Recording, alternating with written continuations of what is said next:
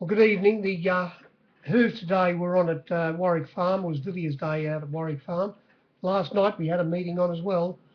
It never ends. Um, there are only 2 days in Australia. We've got Christmas Day coming up and also Good Friday, and the hooves are on every day. Other than that, wall to wall. They are cracking jokes, aren't they? Anyway, last night at Canterbury, the track played fairly fair. Starting to swing around a bit now, Canterbury. Instead of being a greyhound track, you can actually come from behind there. Even there was a couple of runners that came from well back, one of them from last, in a race where there wasn't much pace. Anyway, the first race last night, there was 103.2 on the screen, less in the marketplace. The winner was extremely well backed. First starter, Royal Descent, settled midfield, 3 back on the fence. When they turned for home, Corey Brown, Catwalk Corey, he was able to get off the fence, get in between runners, shoulder his way clear, and he won by 2.5 lengths. It was a nice strong win, and they didn't forget to back it in the marketplace. And opened up $6. No more for the favourite. I've had enough of them, especially the last Warwick Farm today. Royal Descent, it was, they didn't forget to back it. It was opened up $6, got out to $7.50, 13 to 2. It only started $5. Very, very well backed. Bad losing race for the captains to start off with. And the opening favourite, Holy Delusions, it finished up where it ran. It ran fourth, fifth. It sat outside the leader. It was very hard to lay. I was $4.60, I think, when they jumped. Went from 5 to 2, $3.50 or $3.20 out to $6, having every possible chance. Another runner well in the market, Mrs. Gray, it led. A bit of use to get to the lead. By the same token, it was always firm in the market. They took $5.50 for whatever you wanted. I think I laid 5,000 or 1,100 at one stage. In race 2 last night, there was 103.8 on the screen and less in the marketplace. And this was this distance maiden over 1900. And they were a team of trotters, and trot did they do until the 600 metre pole. Leading on the fence was the 60 to 1 chance House of Cash, who finished up running second. This will tell you how this race was run. And the winner on its outside, Major, it had its birthday last night, and the favourite, which was the bottom one, Pentometer, it lobbed in, it plugged away into third hole, and it wasn't until the 600 metre mark when there was any pressure applied, they trotted to and cantered to there, took off at the 600 metre mark, and they all were left flat-footed. And the first two round the bend ran first and second, with the Major easing from $4.40 out to $7 when they jumped on my board, nosing out the other one. The 60 to 1 chance which would have been a huge result for the captains. Nosed it out on the line, won by 0.2 of a length. And the favourite, when they quickened at the 600, it couldn't quicken, but it plugged it under a lot of pressure, ridden by the pumper, into third hole, beaten the length. They all had their chance, as I say, but the way the race was run lent towards the. I'm contradicting myself there. The first two around the bend had something in their favour because of the slow pace. Race 3, there was only 101.1 on the screen, less, of course, in the marketplace. And similar, you run this race again, you get a different result. Although Texel Lad sat outside the lead, ridden by Christian Reith, he controlled it. It was friendless in the marketplace. We put it up for $4 chance, 3 to 1, and it got out to $6.50. And by the same token, it was hard to lay runners in this race. The favourite, Mashkador, it went from $2.80 out to $3.30. There was one runner more or less backed that firmed up, and that was Balzac. It went from $4.60 out to $5.50, back into $5. And all the others got out in the market, and as I say, it sat outside the lead. Texan Lad.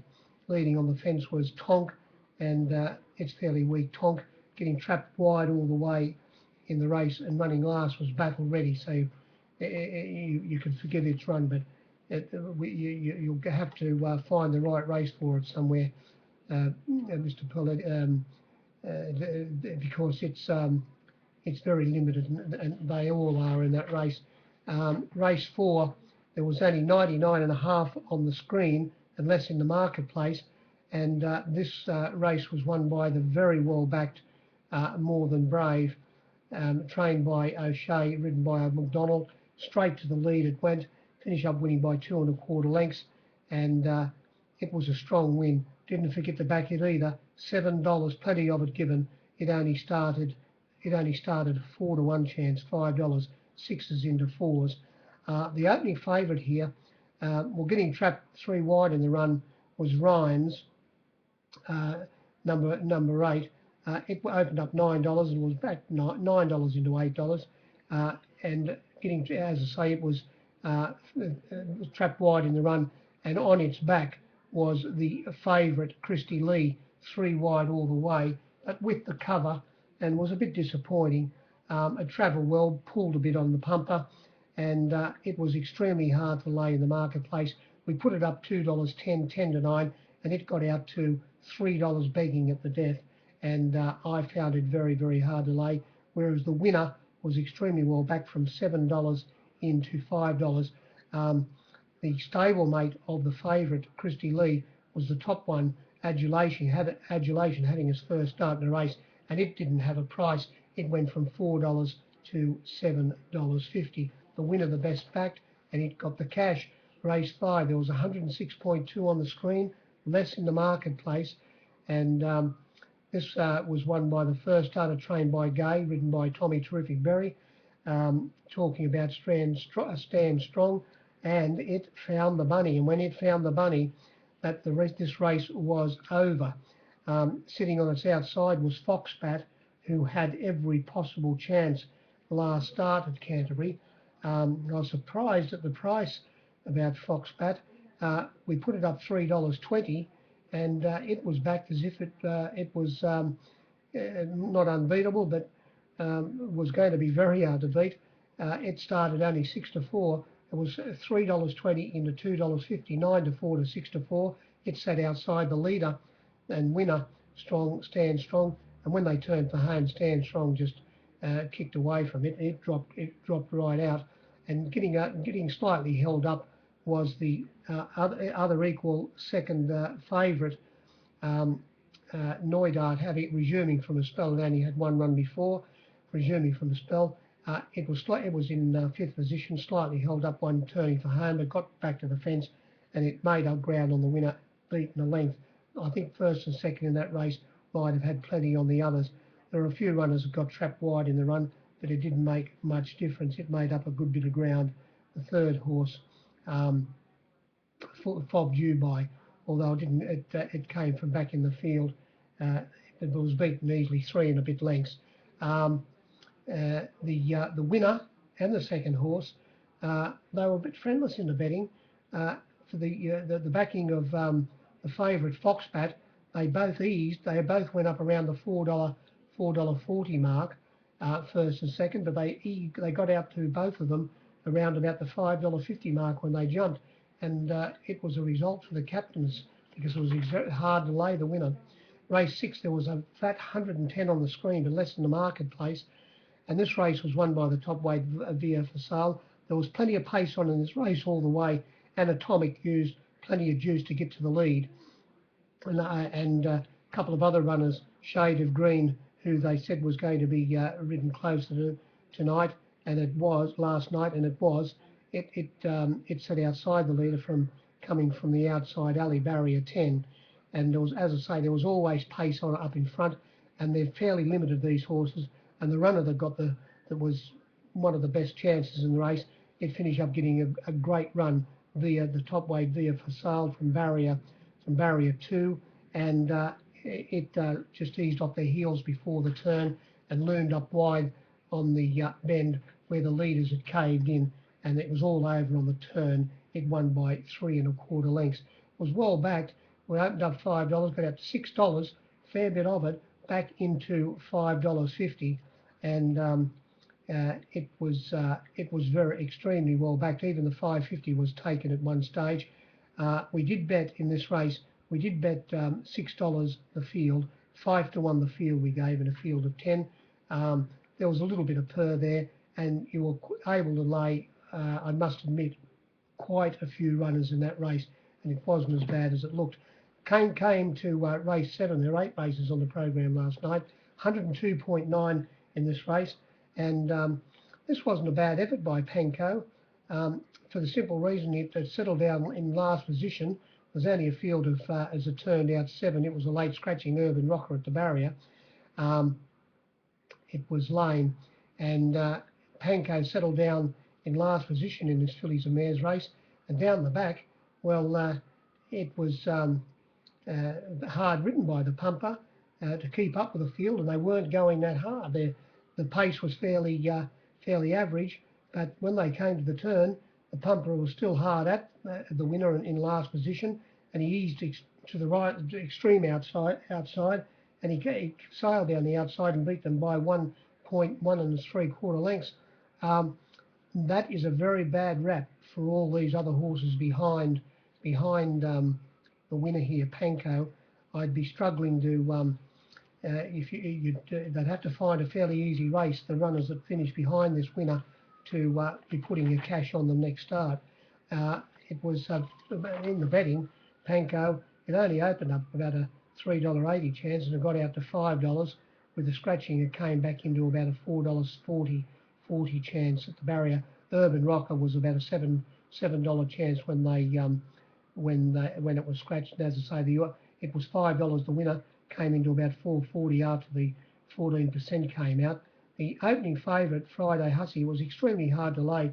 It went from before the scratching $3 out to $4, came back into $3.60 when the 6-1 chance came out of the barrier.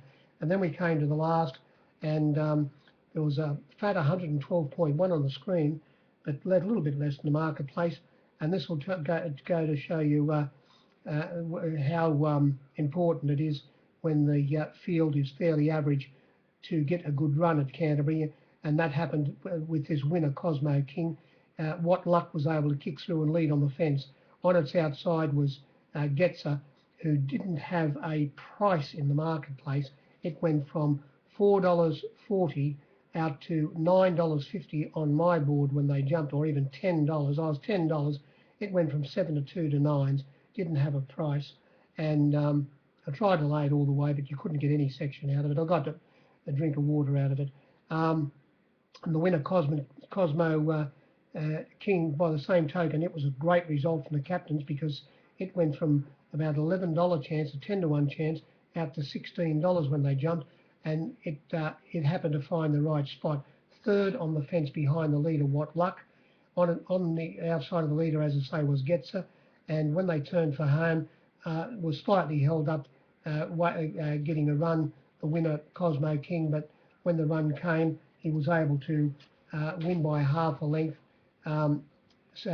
coming from well back in the field from about 4th last position was the Resumer Sieg, ridden by Clever Karen McAvoy.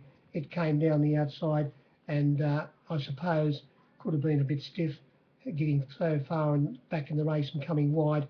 It had finished up only beaten a half a length. Run the race over again, you will get a few different results, and that was about that race.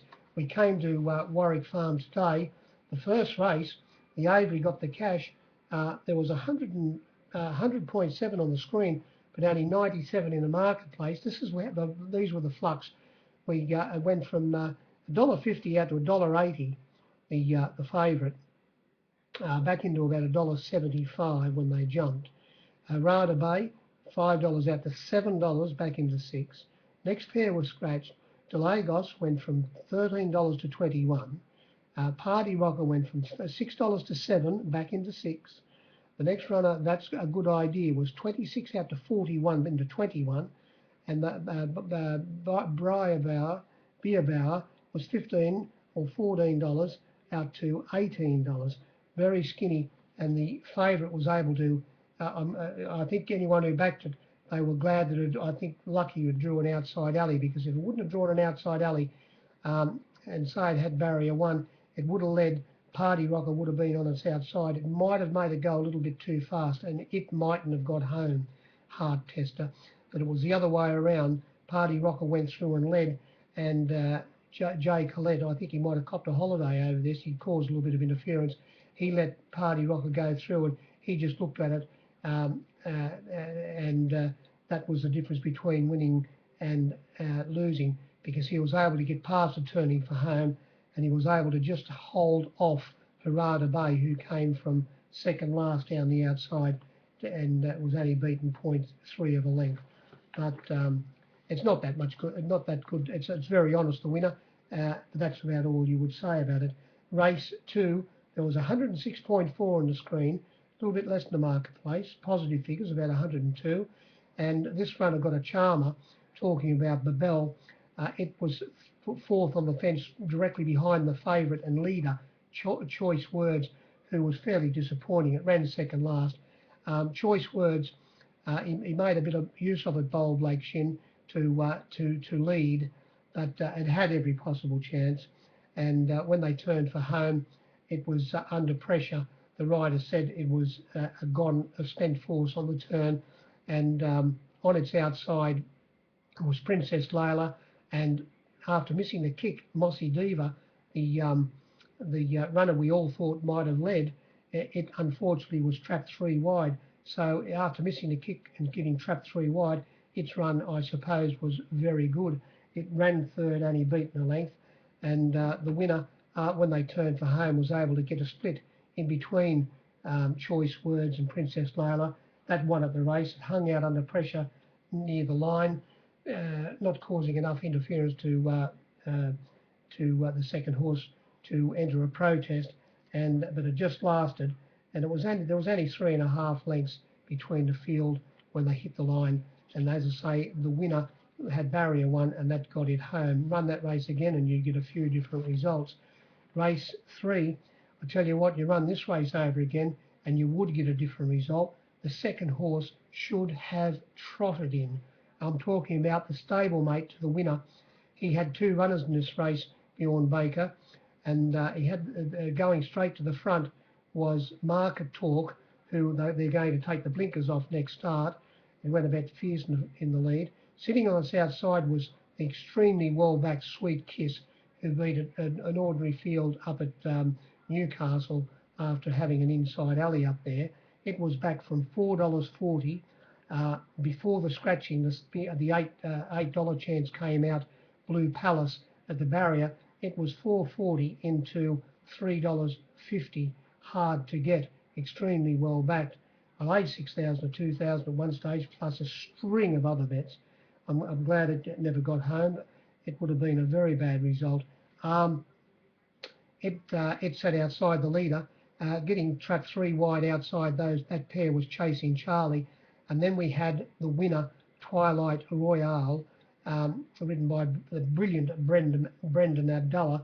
It was sucking up behind the 3 leaders, but after and he got a split in between them when they turned for home. But as I say, the stablemate to the winner, also having its first start like the winner in a race, Fereza, it copped a Pratt at the start, and then copped another check in the run. It was badly crowded at the start, and it was a long way back, and it made up a hell of an amount of ground. It was a big effort. It only had to, if it doesn't get the check at the start, it trots in. It's only beaten 0.2 of a length, as I say, and it must have made up at least a dozen lengths, if not more, on the winner. Run the race again, and this runner, the second horse in this race, was very easy in the betting. It went from $5 out to $6.50, back into $6, and the winner, by the same token, the stablemate, it was easy in the betting. It went from $7.50 out to $10 at one stage, back into about $9. And even when they were, well, I couldn't believe it, when the $8 chance came out, it was still $8 on the fence, Twilight Royal, which seemed fair odds. It's easy now. Thought it might have been only a $6 chance when the when the $8 chance came out.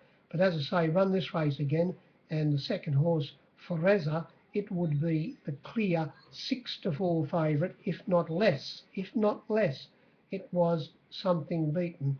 And there were a couple of other runners that were interfered with at the start, but the second horse should have won.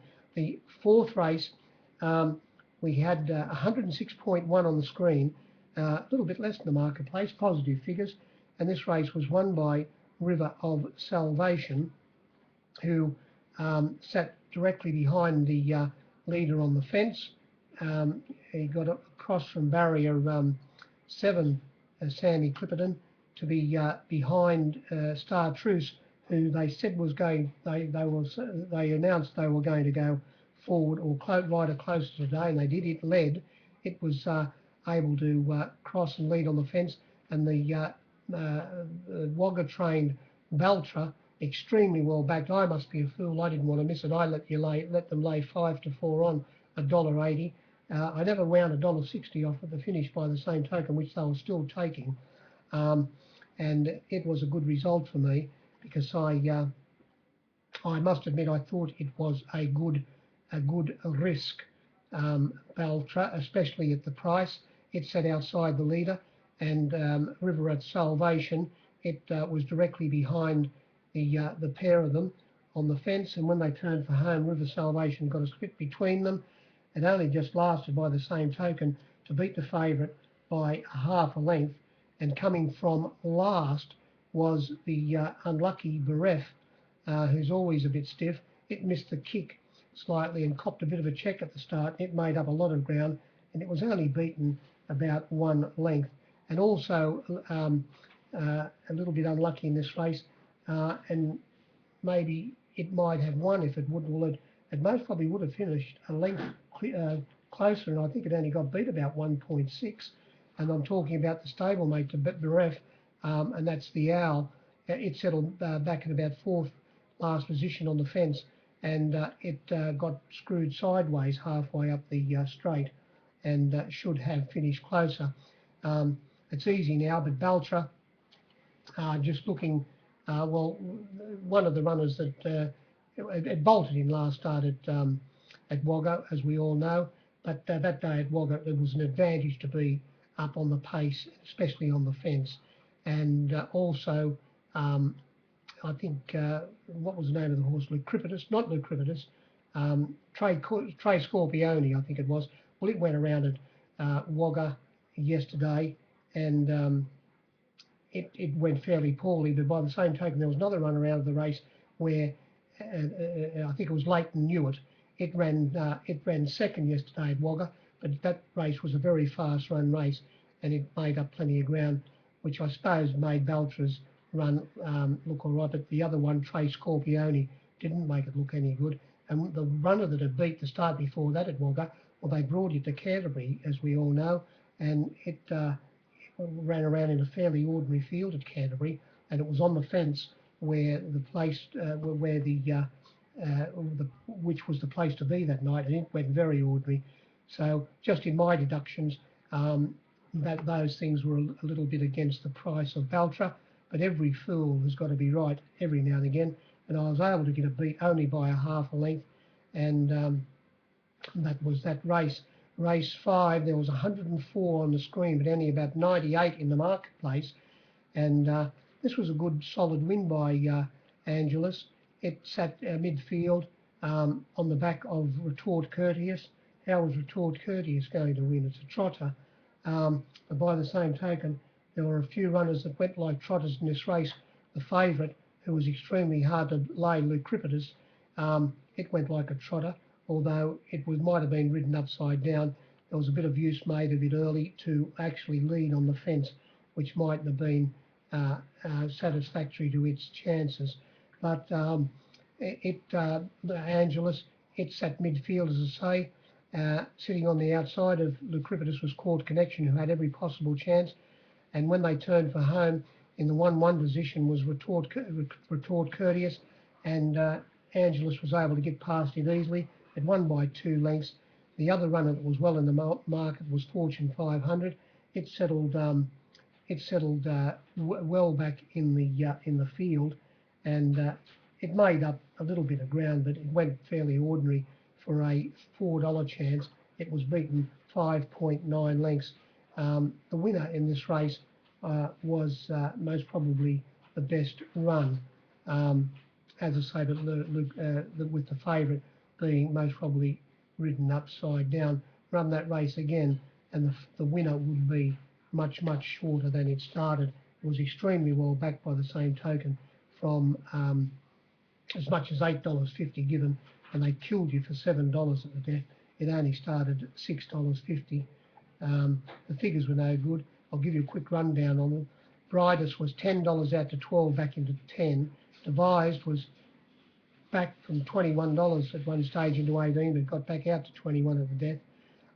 Chord Connection didn't have a price. Or Glucriptus, it was $4 into $3. It was $3.50 in, out to 4, back to $3.80, but back out to 4. Very hard to lay, if not a little bit longer. It was only returned $3.70. Chord Connection went from $6 out to $10 given, back into 9. The winner was well back, as I say, Angelus from $8.50 into $6.50. Fortune 500, because of the figures, $4.40 was given. They only started $4. Retort Courteous, extremely well backed, from $8.50 into $5.50, and the bottom pair were 70s a pair, Shanayan and Ferrachimo. Race 6, which was the Villiers, there was 110.7 on the screen, and only a little bit less. There were positive figures in the ring. And the winner, it was a fairly good win, because it was, when they turned for home, it was slightly held up. There was a big field. I haven't dissected this race fully yet, but just looking at it and observing, only having just the 1.5 goes at it, watching it on the television when it was being run, and a half ago at one replay, the winner was held up, turning for home, lost its momentum, and that was still able to push through. If it would have been, we only won by the nose, it would have been beaten the nose. I wonder whether the half kilo would have came into play, which it was ridden a half. There were a couple of runners in this race ridden a half a kilo over. Number 14, Shadows in the Sun, and the winner, All Legal, both ridden a half kilo over their designated weight. And as I say, it pushed through. Coming widest on the bend from well back was Alma's Fury, who had its momentum up, but the winner was able to get inside it and nose it out near the line, and was most probably a better run because it was held up, as I say. But most just very observing that the third horse in this race, Darcy Be Good, it most probably could have been the best run in the race, for the simple reason it was up outside the lead. Holy Moly led. It finished up running last, tailed off, but unfortunately it bled from both nostrils. On its outside was Merlin Mustang, and Darcy Be Good from barrier 17 or barrier 16 in a field of 18 was 3 wide outside that pair all the way, and got to the lead before the turn and fought very strongly all the way down the straight, and it was only beaten 1.3 lengths. So its run was very good at Darcy Be Good. There were plenty of runners backed in the race. We gave $7 the field, 6 to 1 the field. Talking about Galar, it was the Avery. It went up a 9 to 2 chance, $5.50, but got to $7, back into about $6 at the death. And there were lots of runners in this race. There might have only been about 3 runners in this race that weren't backed. You could lay nearly the entire field. Race 7, there was 109.4 on the screen, and only about 101 in the marketplace. And similar, you could nearly lay all runners in this race except Imperator, who was $401, and At the Crease, who was $81, but all the others more or less had a price. And this winner, it was given a charmer by Catwalk Corey Brown. I'm talking about Disciple I paid the penalty. I reached for it. It started $5 on my board, 4-1 the field. Going straight to the front was Ferment. How was it going to win Ferment? It was extremely well backed. It went from $8 out to $9, back into $7. And on its outside was the Great Snowman. And how was it going to win? Both of them ran along a bit. And then there was a good break to Sans I Am, who sat fourth. And on the inside of Sans I Am was the winner and favourite, Disciple, who was very easy in the betting, went from $3.20 out to $5. I reached for it all the way, and unfortunately I paid the penalty, having a very bad result on it. And when they turned for home, it was able to get in between the two leaders and sprinted clear. It won by 2.2 lengths. The run it got, it was entitled to win, but run the race over again, and it most certainly would be a clear favourite, much shorter than it started, and it most probably would win again. The others seem to have their chance. Race 8, and I paid the penalty here as well. The winner, they put an absolute stack on this winner, how do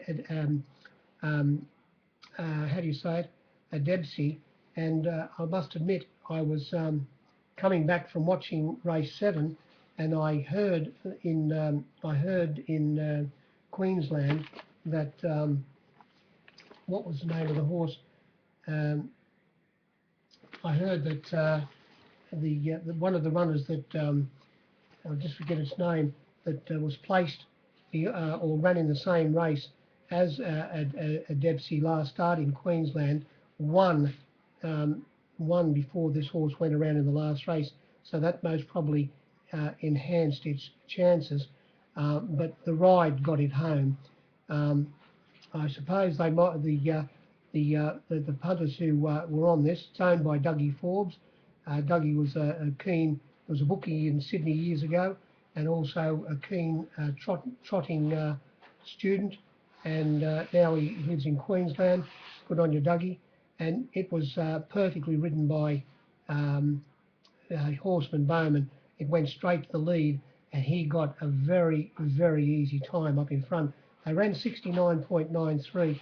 They came home the last 633.43, and the runners that were well back in this race, they were going to find it very hard to run him down, because he dictated up in front. Just letting him roll along was Jason Taylor, another Queenslander.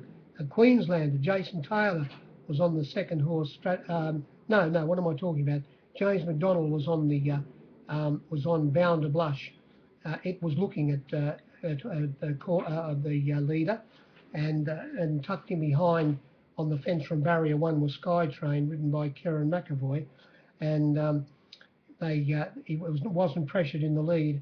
And when they turned for home, Bound to Blush had moved up, but it was after balancing the leader and winner, he was able to hold Bound to Blush all the way up the straight to win by 0.3 of a length.